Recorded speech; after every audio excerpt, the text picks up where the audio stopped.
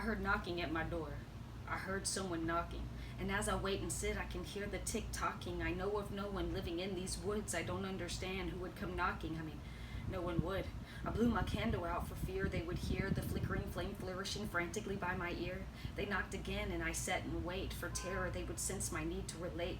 For they wanted to see me, though I knew we were strangers. But the longer I sat, the more I knew I wasn't in danger. I knew now they would stay, they would linger. So I opened the door at my own leisure.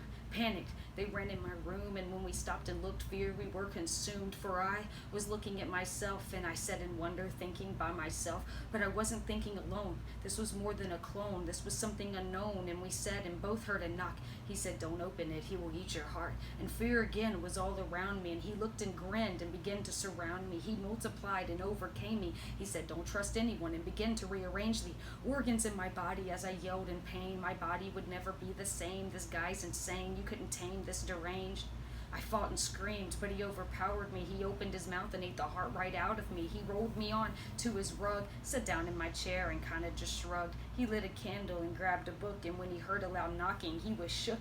And as he waited with the tick of the talk, he sat long enough until he flipped over the lock, and to his surprise, he was looking at himself, and the night goes on with a constant cry for help.